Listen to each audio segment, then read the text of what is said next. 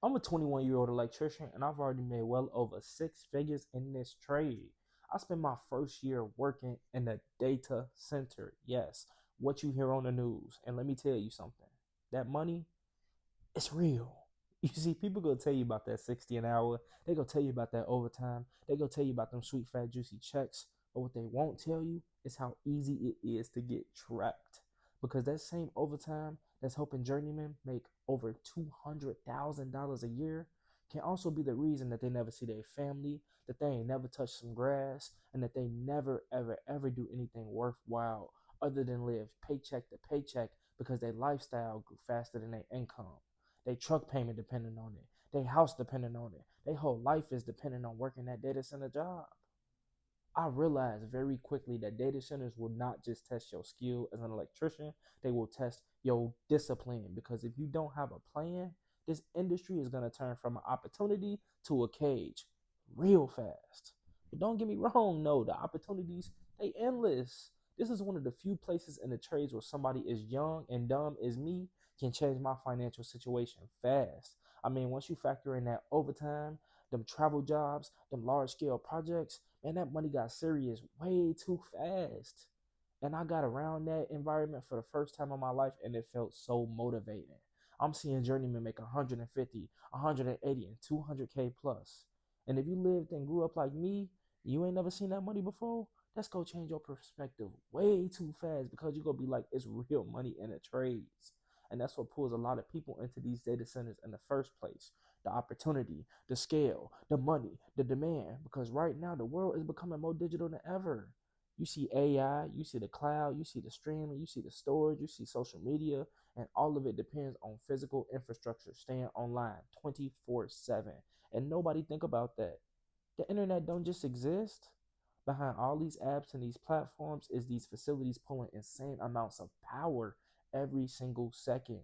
And once you actually get on inside one of these places, you go see that this is not regular construction. This is a very different environment. I mean, I saw heavy security, I saw badge access, I saw cameras everywhere. And then once I was actually on the floor of that data center, all I'm hearing is fans from thousands upon thousands of servers each and every day. It was no windows. It was controlled temperatures and it was strict procedures for everything. I couldn't even have my phone in there. I lost track of time in those buildings. And people will not talk about that mental environment. Social media is only going to show the text, the overtime, the hard hacks, the flexing. But what they won't show is the repetitive cycle that comes with it. Wake up, go to work, be inside the same environment for 10 to 12 hours, come home, go to sleep, and repeat. And because these data centers can't shut down, that pressure hit different. These buildings can't lose power for a second. Because the second the system goes down, these companies can lose a massive amount of money. And that is why everything will revolve around precision. And that changes how you work as an electrician. You're not just installing that equipment. You're not just, installing pipe and putting in wire. No. Everything is layered because there always has to be a backup power ready to take over instantly. And once you understand how important these facilities are, you can start understanding why the standards and the salaries are so high. I mean, one data center mistake can affect a hospital, can affect a bank, can affect millions of people using a specific platform. And that pressure, some people thrive in that. Some people love that. Some people love that pace, that overtime, and the scale of those projects. But me, I didn't want to get consumed by it. Because when those checks start getting bigger, it becomes easier to justify sacrificing more and more of your life. You got one more Saturday, one more shutdown, one more overnight shift, one more week of overtime. And it be feeling worth it because them checks be looking nice. I mean, little a little, your lifestyle is going to start adjusting and adjusting and adjusting to those checks. Now that truck payment getting bigger. Now that apartment getting bigger. Now them bills getting bigger. Now that expectation getting bigger. And eventually, you ain't gonna want to stop working overtime. Not because you don't want to, but you need that money to maintain your lifestyle. But that's when that trap starts. And it starts slowly. A steak dinner here. A new car payment here. But what you need to understand is do not chase that money too fast because high income and freedom are not the same thing. You can make six figures and you can still feel completely stuck if your life depends on that overtime.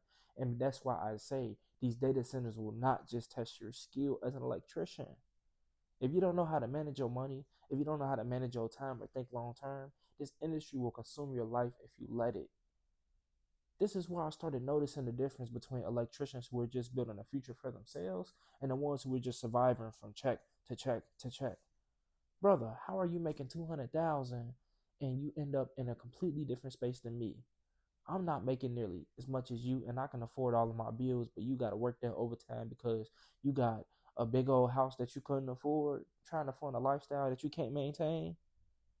Once I saw that, and once I saw how the smart guys in data centers weren't always the ones trying to flash their new truck, but they moved quiet because they was making real wealth, and not only that, they had their time.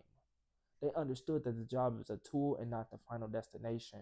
And instead of using their income on a new Raptor, they used that income strategically. They stacked their money. They bought their assets. They learned their new skills. They started businesses on the side and they invested into property. They understood that real opportunity was not just a paycheck. The real opportunity was what that paycheck could help them build. And being inside that data center really changed how I thought too. Because once you're around $1 billion projects long enough, you stop thinking small. You realize how much money is moving through infrastructure, how important skilled labor really is, how many opportunities exist that people never even learn about.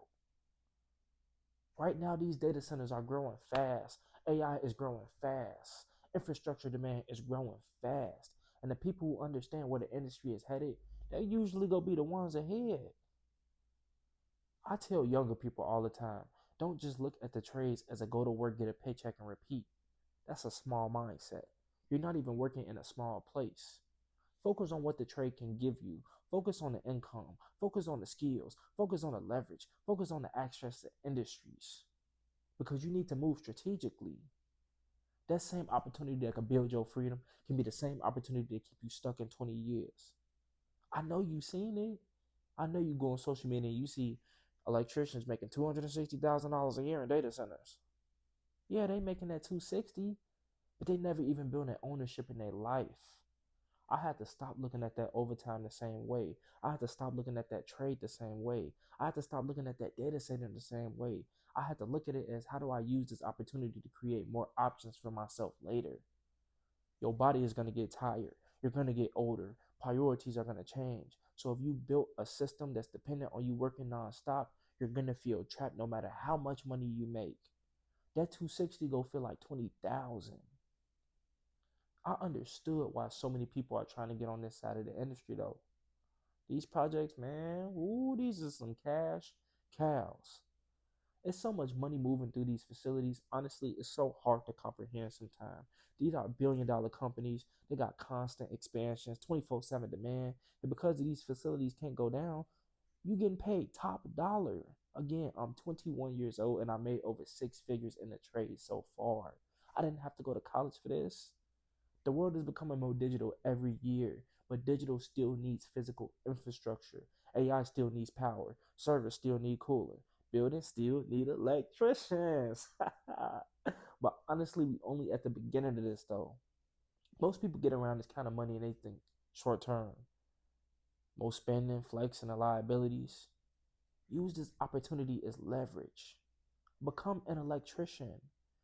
Do it without having to go to college. Do it without getting into debt.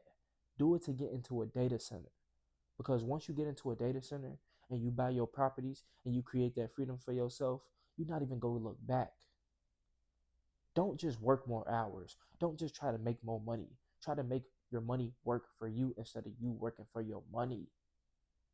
We need more people to think strategically. I need to help, and you need to help younger people understand how this industry works, how to avoid these traps.